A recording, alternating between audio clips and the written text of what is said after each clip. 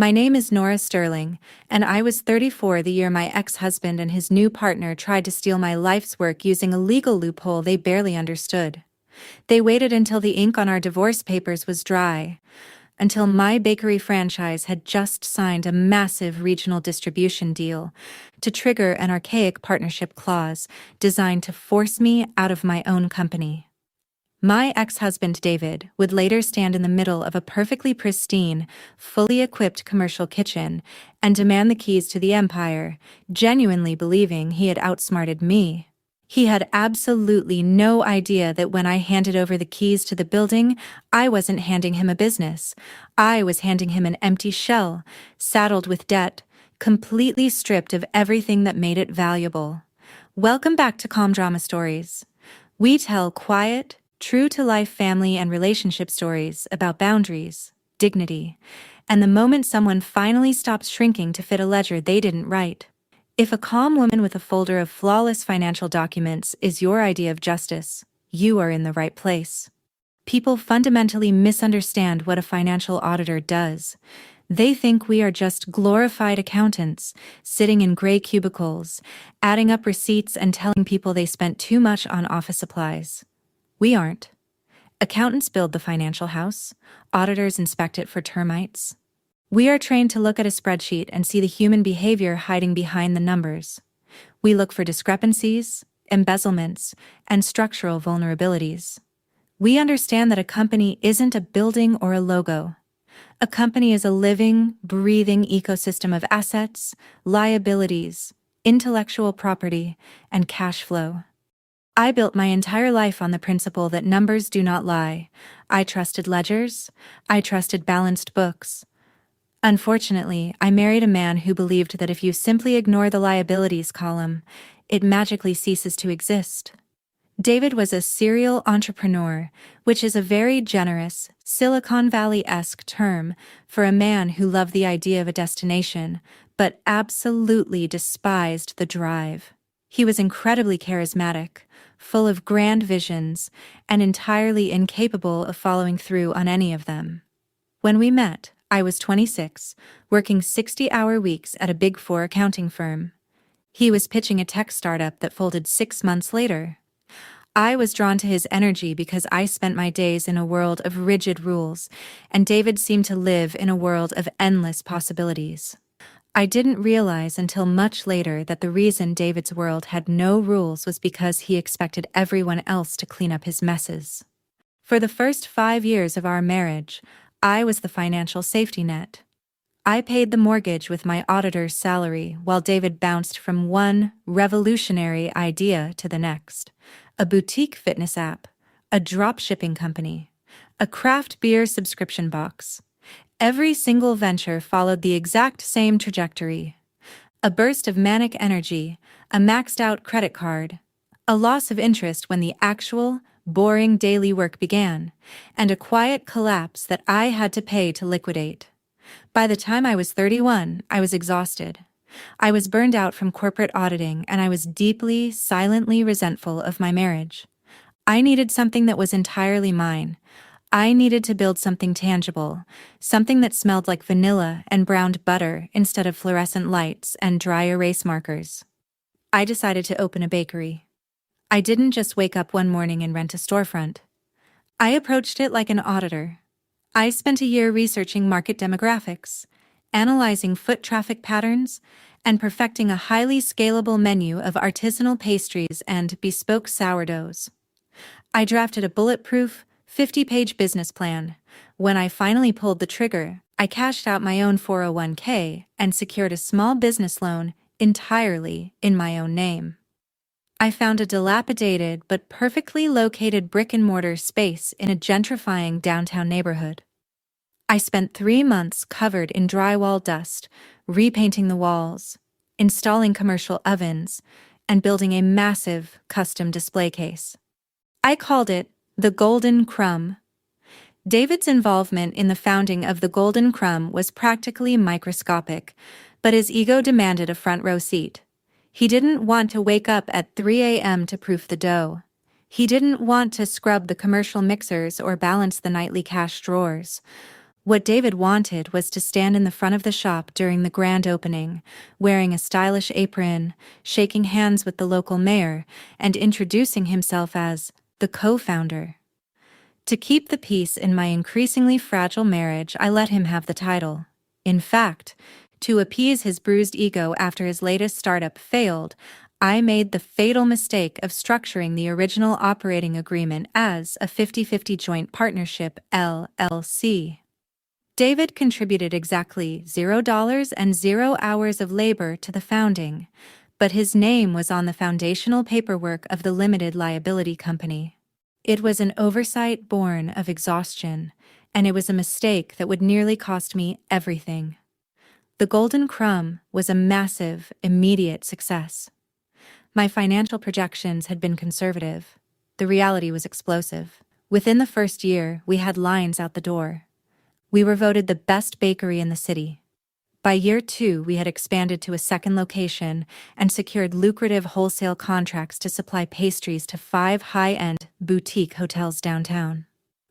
I was working 80-hour weeks, covered in flour, managing a staff of 20, and overseeing the regional expansion. David, meanwhile, was playing the role of the successful bakery mogul. He would show up at the flagship store at noon, grab a free latte, chat up the baristas, and leave. But as the bakery became more successful, David's resentment grew. He couldn't stand the fact that my little baking hobby had succeeded where all of his brilliant tech ventures had failed. He began to undermine me in front of the staff. He would promise wholesale clients impossible delivery timelines without consulting the kitchen, leaving me to clean up the operational disasters. And then, he hired Chloe. Chloe was 24, a social media and branding consultant whom David met at a networking mixer. He insisted we needed her to elevate our digital presence. He hired her on a generous retainer, without my approval. Chloe was everything David was. Full of buzzwords, obsessed with aesthetics, and entirely allergic to actual work. She thought branding meant picking a pastel font for Instagram.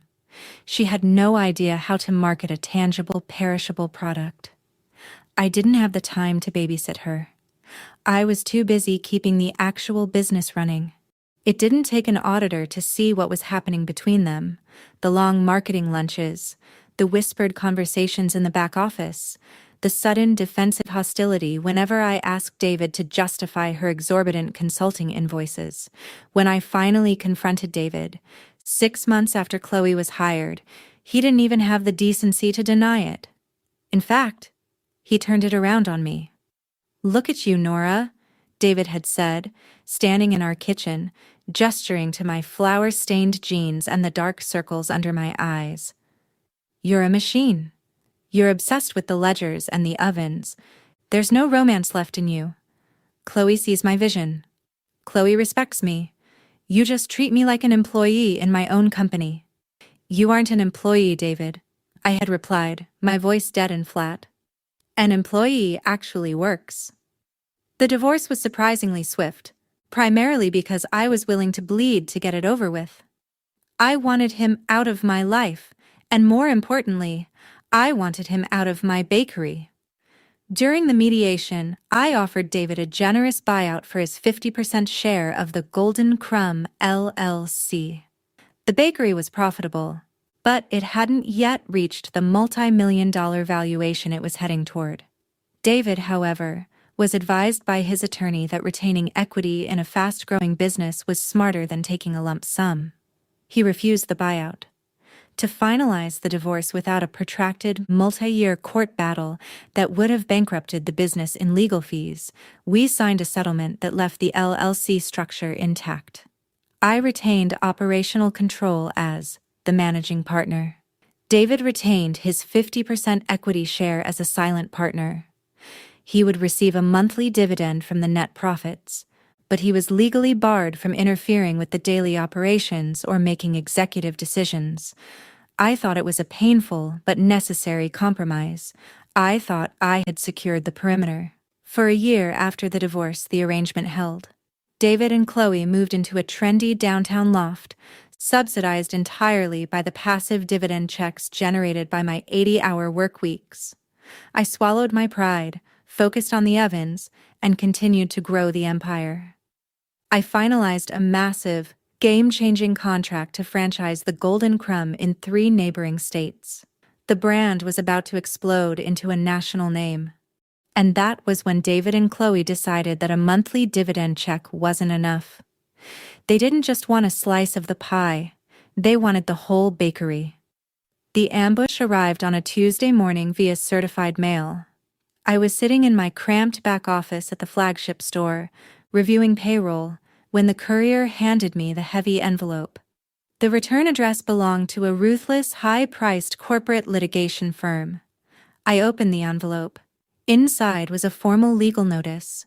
It was a declaration of deadlock and activation of the buy/sell provision. I stared at the archaic legal terminology, a cold, heavy knot forming in my stomach. When I had drafted the original operating agreement for the LLC 5 years ago, I had used a standard boilerplate template to save money on legal fees. Buried deep in that template was a Texas shootout clause, a mechanism used to resolve irreconcilable deadlocks between 50-50 partners. The clause dictated that one partner could force a buyout by offering a specific cash price for the other partner's shares. The receiving partner then had exactly 30 days to make a choice. They must either sell their shares at the offered price, or they must buy the initiating partner's shares at that exact same price. It is a brutal, predatory corporate maneuver designed to force a partner with less liquid cash out of a business. David and Chloe had somehow secured a high-risk commercial bridge loan for $1.5 million. The legal notice stated that David was formally offering $1.5 million to buy my 50% share of the Golden Crumb LLC. Under the terms of the contract, I had 30 days.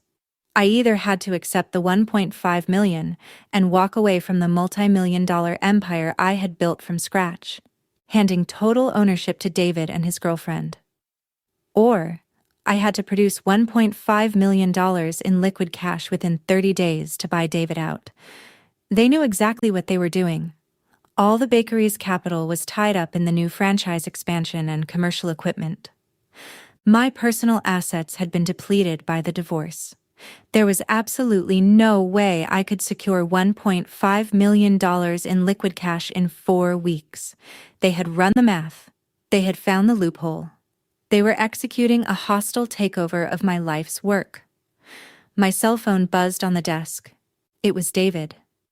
I let it ring twice, taking a deep breath to steady my heart rate before I answered. Nora. David's voice came through the speaker, dripping with a sickening faux sympathetic warmth. I assume you received the courier package. I did, I said, my voice entirely neutral. Look, Nora, I don't want this to be ugly, David said smoothly, clearly repeating a script his lawyers had written for him.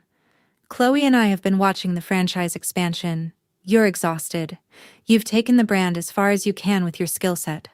But the Golden Crumb needs visionary leadership to reach the next level. Chloe has incredible ideas for rebranding and national marketing. We have the capital to take over the flagship store and the wholesale accounts. I looked through the glass window of my office. I watched my head baker, a woman I had trained myself, carefully pulling perfectly scored sourdough loaves out of the massive deck ovens. I smelled the yeast, the caramelized sugar, the absolute reality of my hard work. You want me to surrender the company to you and Chloe, I said flatly. It's a very generous offer, Nora, David insisted, his tone taking on an edge of arrogance.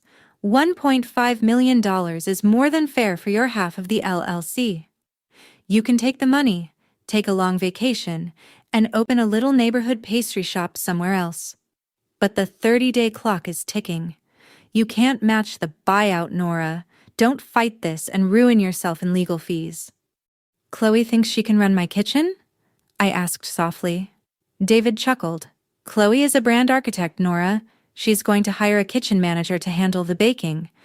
We're focusing on the big picture, the aesthetic, the lifestyle brand. The business is practically running itself anyway. The sheer, breathtaking delusion of the statement hung in the air. The business is practically running itself. He genuinely believed that the profit margins, the flawless logistics of wholesale delivery, and the consistency of the product were just a natural phenomenon that happened on its own. He thought owning a bakery meant posting photos of croissants on Instagram. I see, I said. So, we'll expect your signature on the surrender documents by the end of the month, David concluded, feeling entirely victorious. Chloe wants to get the decorators into the flagship store by the 1st of November to change the color palette. Don't make this difficult, Nora. He hung up. If you are the kind of person who panic dials an expensive lawyer and begs them to find a way to stop the inevitable, I understand you. I wanted to cry. I wanted to scream. I wanted to take a crowbar to the beautiful display cases I had built with my own hands so that David and Chloe couldn't have them. But I am an auditor. When an auditor encounters a hostile entity trying to exploit a structural vulnerability, we do not throw a tantrum. We do not burn down the building. We simply open the ledger, read the fine print, and quietly restructure the assets until the hostile entity is left holding a bag of completely worthless liabilities. David had a commercial bridge loan, he had an archaic partnership clause, and he had an ego the size of a blimp. He thought he was buying my bakery. He didn't realize that in corporate law, the name of an LLC and the actual, tangible value of a business are two entirely separate things. I put my phone down. I didn't cry. I pulled up a blank Excel spreadsheet on my computer, cracked my knuckles, and began to build a ghost ship. To a civilian, a business is a physical place. It is a brick-and-mortar building with a sign above the door, an espresso machine humming on the counter, and a display case full of pastries. When David and Chloe looked at the Golden Crumb, that is exactly what they saw. They saw the aesthetic. They saw the long lines of customers wrapping around the block. They saw the prestige. But to an auditor, a business is not a physical place. A business is simply a collection of legal agreements, intellectual property rights, and liability columns held together by a corporate umbrella. When David triggered the Texas Shootout Clause, forcing me to either buy him out for $1.5 million or sell my 50% share to him for the same price, he believed he had cornered me. He believed that by acquiring full ownership of the Golden Crumb LLC, he was acquiring the ovens, the recipes, the staff, the franchise expansion, and the wholesale contracts. He didn't realize that in corporate law, the umbrella and the things standing underneath the umbrella are two entirely different entities. I didn't have $1.5 million in liquid cash to buy him out, so I was going to let him buy the umbrella. But before the 30-day clock expired, I was going to legally, methodically, and quietly ask everything of value to step out from underneath it. I sat at my computer in my cramped back office, pulled up my master ledgers, and began to build a ghost ship. The first step was the intellectual property. When I founded the bakery 5 years ago, I didn't register the trademark for the name The Golden Crumb under the LLC. Because David had insisted on being a 50-50 partner, despite contributing no capital, my internal auditor instincts had warned me to protect my core assets. I registered the trademark, the logo, and the proprietary recipes under a separate, single-member holding trust that I owned entirely. I then executed a standard at-will licensing agreement, allowing the Golden Crumb LLC to use my trademark and my recipes for a nominal annual fee. As the managing partner of the LLC, I had the unilateral executive authority to terminate at-will vendor contracts. I drafted a formal termination notice. I revoked the LLC's right to use the name The Golden Crumb, and I revoked the licensing rights to my proprietary sourdough cultures and pastry recipes, effective on the exact date of the corporate buyout. David wasn't buying a famous bakery. He was buying a nameless LLC that legally possessed no recipes. The second step was the franchise expansion. David and Chloe had explicitly mentioned the regional franchise deals as their primary motivation for the hostile takeover. They wanted the passive income from the 3 neighboring states. But again, they hadn't read the fine print.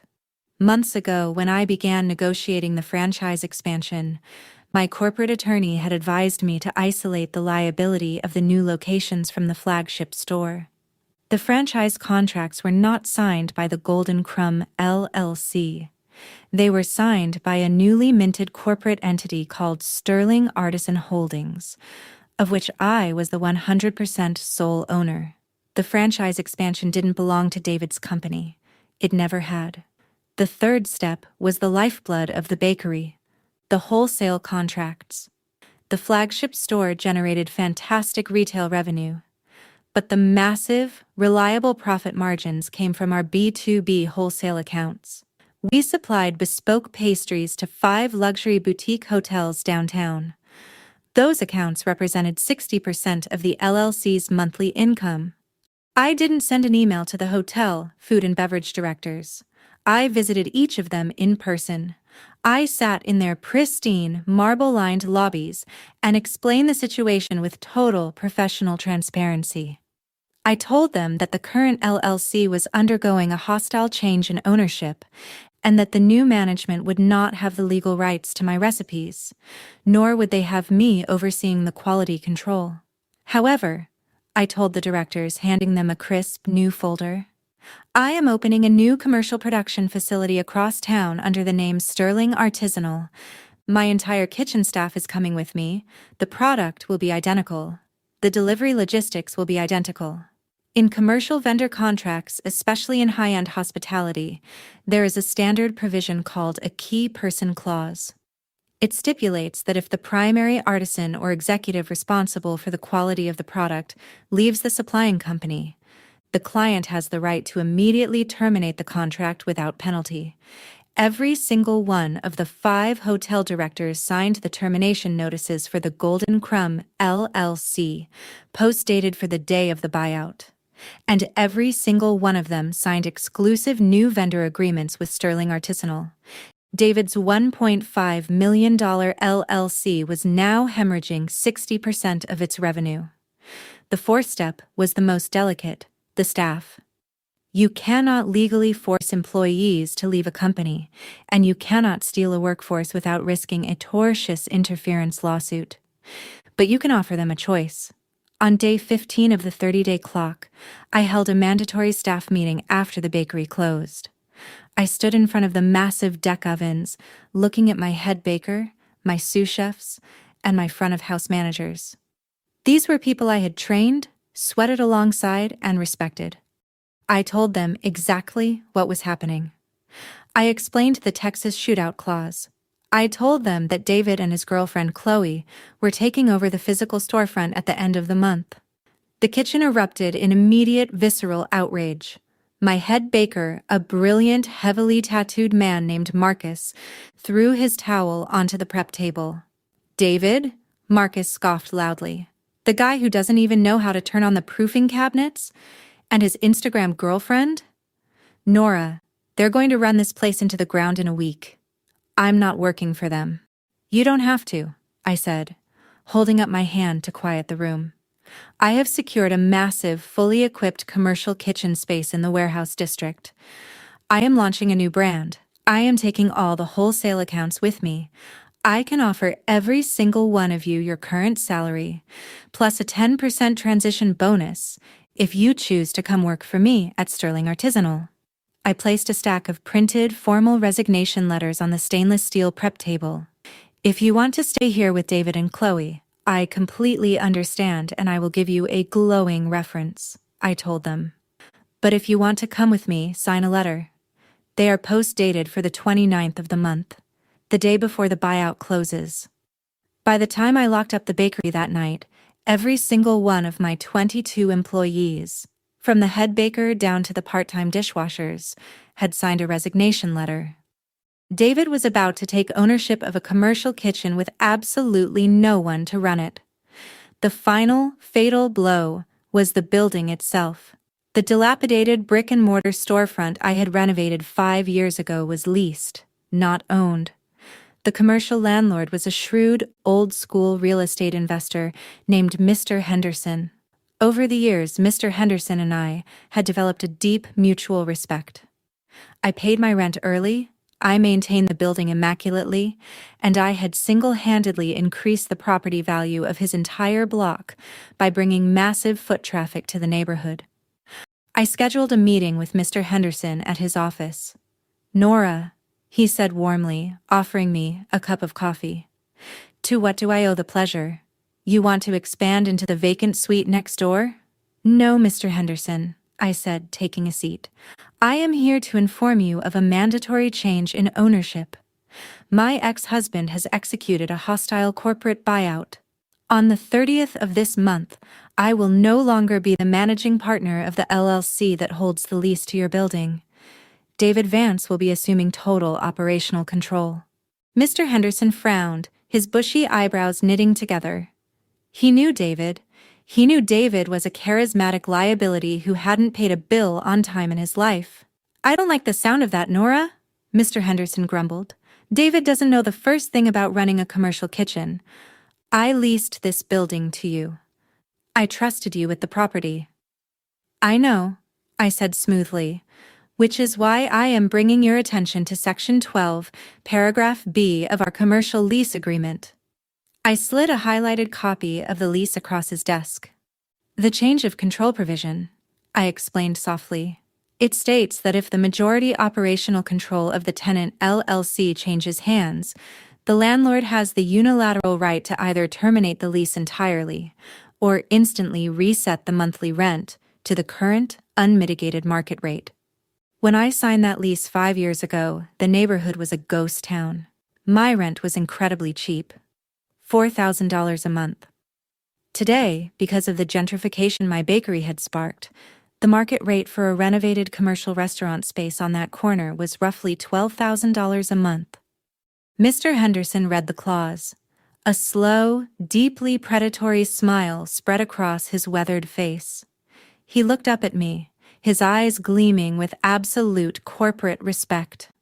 "Well, Nora," Mr. Henderson chuckled, leaning back in his chair, "I suppose I am legally obligated to protect my real estate investments.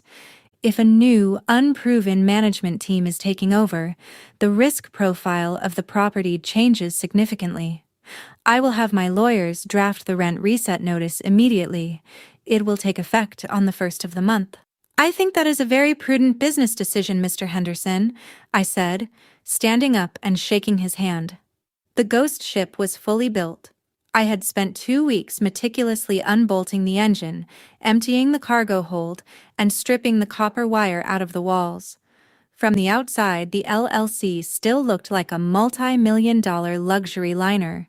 On the inside, it was a sinking, empty shell loaded with financial dynamite. And David and Chloe were absolutely desperate to climb aboard. They proved this on day 20 of the 30-day countdown. I was at the bakery, working the front counter during the afternoon rush, when David and Chloe walked through the front doors. They didn't stand in line. They bypassed the customers, acting with the breathtaking arrogance of conquering monarchs touring their new kingdom. Chloe was holding a clipboard and a digital laser measure. She was wearing a designer trench coat and oversized sunglasses inside the building. "Nora!" David called out, leaning over the pastry case with a wide, victorious smile. "Just dropping by to do some preliminary measurements. Chloe wants to finalize the mood boards for the renovation before the closing date. We don't want any downtime." I didn't yell. I didn't tell them they were trespassing. I wiped my hands on my apron and offered them a polite, entirely unbothered smile. "Of course," I said smoothly. "Measure whatever you need." Chloe stepped up to the massive, custom-built, curved glass pastry case, a piece of commercial equipment I had personally financed for $20,000. She pointed her laser measure at it, her nose wrinkling in distaste. "David, babe, this case takes up entirely too much square footage," Chloe complained, her voice loud enough for my customers to hear. "We need to rip this out. I want to install a velvet seating lounge right here. And this whole brick wall needs to be painted blush pink. It's too industrial. We need an Instagram wall with neon signage. My head baker Marcus, who was standing behind me pulling a tray of croissants, let out a loud, mocking snort. Chloe glared at him. "You'll have to excuse the staff, babe," David told Chloe loudly, placing a proprietary hand on her waist. "We're going to be doing a complete culture overhaul once we take over the management. A lot of the deadweight is going to be replaced." "I couldn't agree more, David," I said gently. David looked at me, slightly thrown by my absolute lack of resistance. He had expected me to fight. He had expected me to cry, to beg, to throw them out of the store.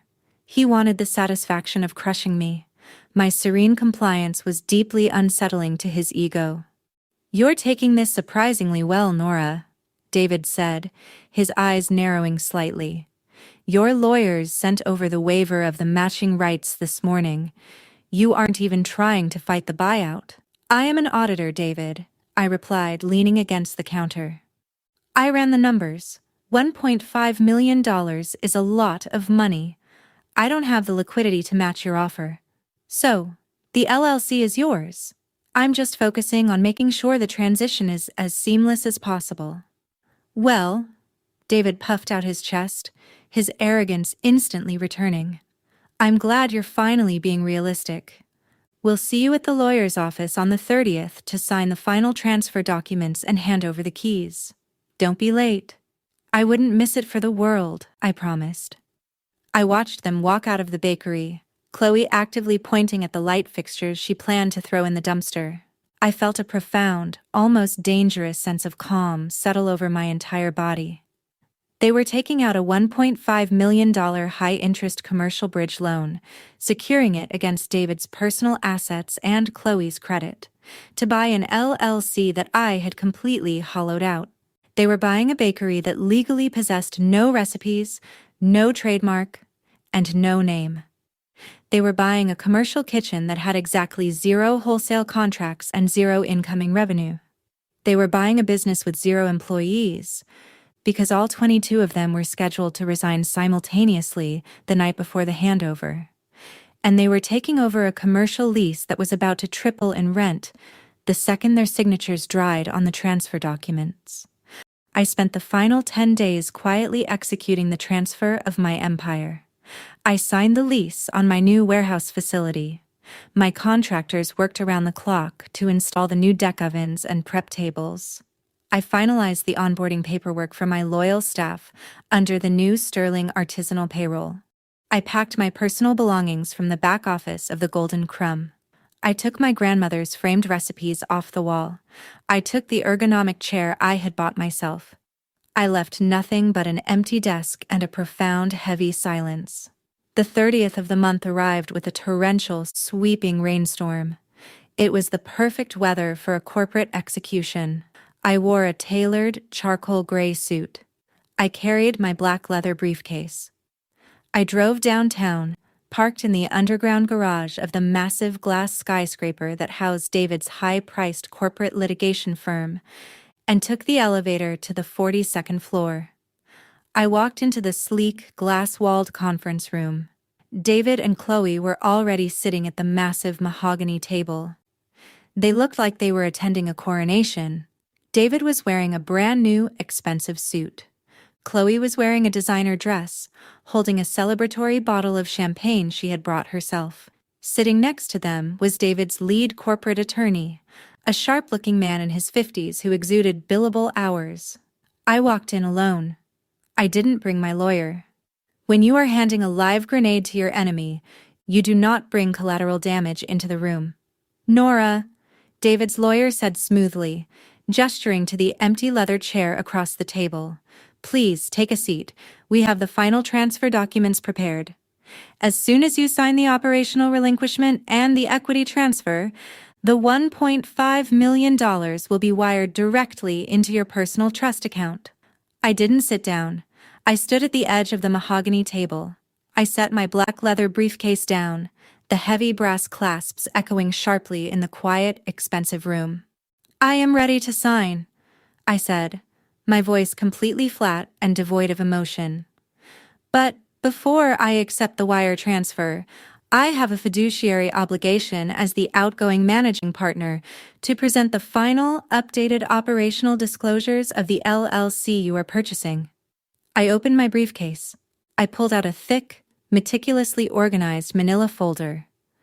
David frowned, looking at his lawyer. What disclosures? The due diligence was completed weeks ago. We already audited the financials. You audited the financials of the company I was running, David, I corrected him smoothly, sliding the manila folder across the polished wood until it stopped directly in front of him. I suggest you review the reality of the company you are actually buying. I didn't yell, I didn't gloat. I watched David open the folder, entirely unaware that he was about to read his own financial obituary. The silence in the high-rise conference room was absolute. It was the sterile, expensive silence of a room where millions of dollars change hands, a room entirely insulated from the noise of the city below. David casually flipped open the manila folder, still wearing his smug, victorious smile. His high-priced corporate attorney leaned over, adjusting his glasses to glance at the top sheet of paper. I stood perfectly still, my hands resting on the handle of my briefcase, and I watched the exact moment the corporate lawyer realized they had walked into a slaughterhouse. "What is this, Nora?" David asked, his brow furrowing as he looked at the first document. "This is a trademark revocation notice. What does this mean?" "It means exactly what it says, David," I replied, my voice calm, clinical, and completely devoid of empathy. "When I founded the bakery, I registered the trademark for the name The Golden Crumb, as well as all proprietary sourdough cultures and pastry recipes, under an independent holding trust that I own exclusively. I licensed their use to our LLC on an at-will basis. As of midnight last night, I formally revoked that license." David blinked, the words failing to penetrate his arrogance. "You can't do that. We bought the brand." "You bought a limited liability company, David," his lawyer interrupted, his voice suddenly sharp, the color beginning to drain from his face as he rapidly scanned the legal header. "Ms. Sterling is correct. The intellectual property was never capitalized into the LLC's asset column. It was a vendor license." "So?" Chloe chimed in, crossing her arms, her designer bracelets clinking together. "Who cares about the name? We were going to rebrand anyway. The Golden Crumb sounds dusty. I want something modern, and we can just Google a new sourdough recipe. It's just flour and water." I looked at Chloe. The sheer, breathtaking ignorance of a woman who believed artisanal baking was just an aesthetic choice was almost poetic. "You are absolutely right, Chloe," I said smoothly. "You can certainly Google a recipe, but you might want to Google how to run a wholesale distribution network while you're at it. Turn to the second page, David." David's fingers were visibly trembling now as he flipped to the next document. "That is a stack of contract termination notices," I explained, gesturing to the thick sheaf of papers. "Specifically, they are the termination notices from all 5 of our luxury boutique hotel wholesale clients. They invoked the key person clause in their vendor agreements. Because I am no longer overseeing the quality control of the product, they have legally severed their relationship with the LLC, effective today." "No," David breathed out, his eyes wide, darting from the paper to me. No. The wholesale accounts are 60% of the revenue. They can't just leave without notice." "They can when the executive artisan leaves," I corrected him. "And they didn't just leave, David. They signed exclusive multi-year supply contracts with my new commercial production facility, Sterling Artisanal, which opens on Monday." David's lawyer slammed his hand down on the table, his professional detachment vanishing into sheer panic-stricken outrage. "This is tortious interference, Ms. Sterling," the lawyer barked, pointing a finger at me. "You deliberately sabotaged the valuation of this company during an active buyout period. We will sue you for breach of fiduciary duty." I didn't flinch. I didn't raise my voice. I looked the lawyer dead in the eye, meeting his corporate aggression with the absolute, unshakable confidence of an auditor who has done the math.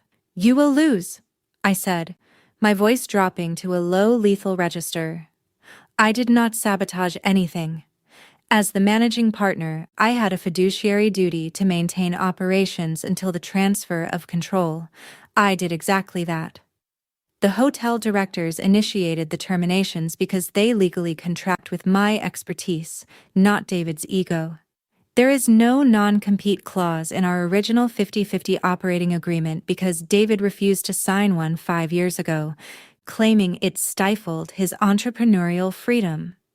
I am entirely within my legal rights to open a competing business. The lawyer's mouth opened, but no sound came out. He knew I was right. He knew David's arrogant refusal to sign standard corporate protections 5 years ago had left the door wide open for me to walk right through it. "Turn to the 3rd page, David," I commanded quietly. David flipped the page. He stared at the thick stack of identical signed forms. "Those are resignation letters," I narrated, letting the reality of the words settle over the quiet room. Every single one of them, the head baker, the sous chefs, the front-of-house managers, the baristas, and the dishwashers. All 22 employees of the LLC submitted their formal resignations last night. They are all currently on the payroll of Sterling Artisanal. They didn't want to work for a man who doesn't know how to turn on a commercial oven, and they certainly didn't want to work for a social media consultant who thinks a bakery runs on pink neon signs. Chloe gasped, dropping her celebratory bottle of champagne onto the mahogany table with a heavy thud. "You stole our staff. You can't do that. How are we supposed to open tomorrow morning?" "You aren't," I said simply. "You have no staff. You have no recipes. You have no wholesale revenue. But you do have a building." I paused, letting the silence stretch for a long, agonizing second. "Turn to the final page, David." David's hands were shaking so violently he almost tore the paper as he turned it. It was the formal legal notice from Mr. Henderson, the commercial landlord. "When you executed a hostile takeover and forced a change of control in the LLC," I said, my voice perfectly level, "you triggered Section 12, Paragraph B of the commercial lease. Mr. Henderson does not trust your management. He has elected to reset the rent to the current unmitigated market rate. Your rent is no longer $4,000 a month, David. It is $12,000 a month. And it is due on the 1st. David stared at the paper, his face the color of wet cement. He looked like a man who had just jumped out of an airplane, fully believing he was wearing a parachute, only to realize he was strapped to an anvil. "You gutted it," David whispered, his voice cracking. He looked up at me, his eyes wide with a profound, consuming terror. "You completely gutted the company." "I didn't gut it, David," I replied, smoothing the front of my tailored suit jacket. "I just asked everything of value to step outside before I handed you the keys. You initiated a Texas shootout clause. You told me you wanted to buy my half of the LLC for $1.5 million. I accepted your offer. The LLC is yours." "We're not signing," Chloe shrieked, standing up from her chair, her designer sunglasses nearly falling off her head. She turned to the lawyer, her voice bordering on hysterical. "Tell her we aren't signing. The deal is off. We are withdrawing the offer." The lawyer didn't look at Chloe. He didn't look at David. He took off his glasses, rubbed the bridge of his nose, and let out a long, exhausted sigh. The sigh of a man who realizes his client is fundamentally doomed. "You can't withdraw the offer, Chloe," the lawyer said, his voice heavy with defeat. "What do you mean we can't withdraw?" David yelled, slamming his hands on the table. "She stripped the assets. The company is a hollow shell. I am not paying $1.5 million for an empty room and a $12,000 lease." "David," the lawyer said sharply, turning to face his client, "you triggered a blind buyout clause. Under state corporate law, a Texas shootout offer is irrevocable the moment it is formally accepted by the responding partner. The funds have already been secured via your commercial bridge loan and are sitting in a non-contingent escrow account. If you refuse to sign the transfer documents today, Ms. Sterling will sue you for breach of contract. A judge will force the execution of the sale, and you will be ordered to pay her legal fees on top of the $1.5 million. David stopped breathing. He slumped back into his leather chair, the fight completely draining out of his body. He was trapped. He had taken out a massive, high-interest commercial bridge loan, collateralized against his personal assets, to execute a hostile takeover. And he was legally bound to hand that money to me in exchange for a business that possessed absolutely zero means of generating income. I reached into my briefcase. I pulled out my silver pen and the 2 keys to the flagship bakery. I stepped up to the table, uncapped my pen, and signed my name on the 3 marked lines of the operational relinquishment and equity transfer documents. My signature was perfectly legible, steady, and precise. I placed the pen down. I picked up the 2 brass keys and dropped them onto the manila folder in front of David. They landed with a sharp, final clatter. "The escrow release is authorized," David's lawyer muttered, tapping his laptop keyboard with defeated resignation. 10 seconds later, my cell phone buzzed in my pocket. I pulled it out and looked at the screen.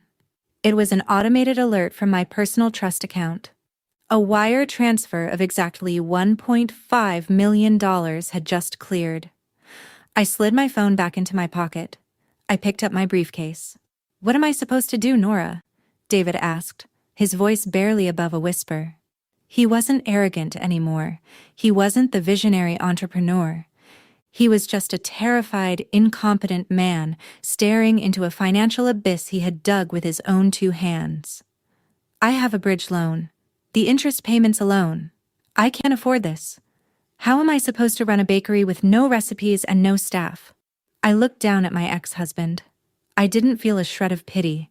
I didn't feel anger. I felt the clean, sterile satisfaction of an auditor who has finally balanced a severely compromised ledger. "I have absolutely no idea, David," I said softly. "But you're the visionary. I'm sure you and Chloe will figure it out. Enjoy the pink neon signs." I turned my back on them and walked out of the glass-walled conference room. I walked to the elevator, rode it down to the parking garage, and got into my car. As I drove out into the pouring rain, the heavy, suffocating weight that I had been carrying for 5 years finally lifted off my chest. I had $1.5 million in liquid cash, a brand new commercial facility, a loyal staff, and 0 dead weight. I was completely, beautifully free. The collapse of David and Chloe's empire took exactly 4 months, and it was a spectacular, public disaster. They tried to keep the flagship store open. They hired a cheap, inexperienced kitchen staff off Craigslist. Chloe painted the brick walls blush pink and installed a neon sign that read, "Good vibes only," entirely ignoring the fact that good vibes do not proof sourdough. The quality of the product plummeted instantly. The loyal customers who had lined up for my artisanal pastries took 1 bite of the dense, underbaked croissants David's new staff produced and never came back. The Yelp reviews were a bloodbath.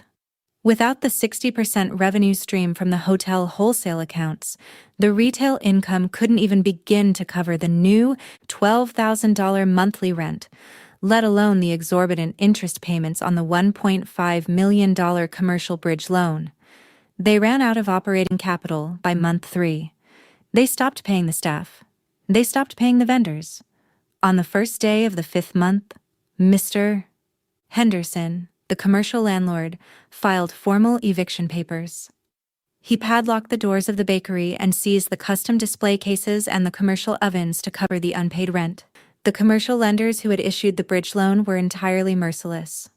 When David defaulted on the payments, they initiated immediate asset seizure. Because David had collateralized the loan against his personal assets, the bank foreclosed on the trendy downtown loft he shared with Chloe. They seized his car. They froze his bank accounts. When the money vanished, so did Chloe. The brand architect packed her designer bags and left David the moment the eviction notices were taped to the door, deleting all traces of the failed bakery from her social media profiles. David was forced to declare total, devastating personal bankruptcy. He moved into a cheap motel on the outskirts of the city, His reputation as a serial entrepreneur permanently destroyed in the local business community.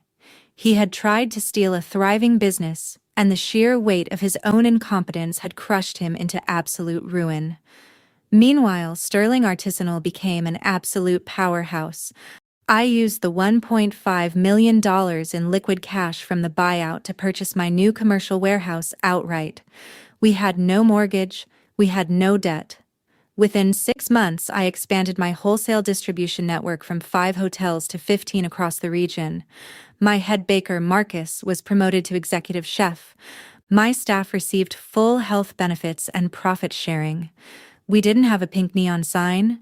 We didn't have an aesthetic Instagram wall.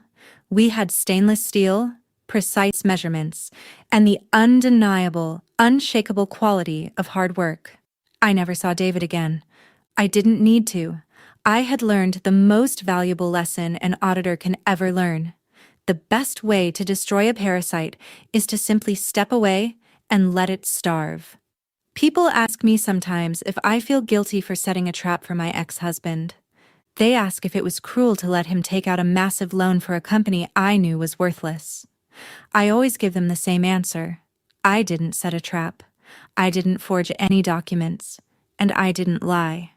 David and Chloe evaluated my business based entirely on their own superficial arrogance. They assumed that the value of the bakery was the building and the brand name. They fundamentally disrespected the labor, the logistics, and the expertise required to make those things valuable. They wanted the aesthetic of success without doing a single hour of the work. I just let them buy it. You can steal a ship, but you cannot steal the captain's knowledge of the sea. If you force the crew to walk the plank, you do not get to cry when you find yourself standing alone at the helm, heading straight into a hurricane you don't know how to navigate. That is my story. A hostile corporate buyout, a massive commercial loan, and the moment a man realized he had paid $1.5 million for an empty room. If you have ever been the backbone of an operation, the one who does the quiet, unseen labor while someone else demands the title and the applause, take this as your absolute vindication. Do not fight them for the title. Do not beg them to respect your work. Quietly secure your assets, pack up your expertise, and let them buy the empty shell. You do not owe your foundation to anyone who only values the paint on the walls. Thank you for spending your time with me today.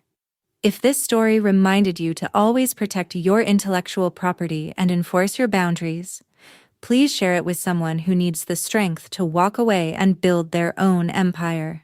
Drop a comment below and hit that subscribe button for more true stories about quiet victories, and I will see you in the next drama story.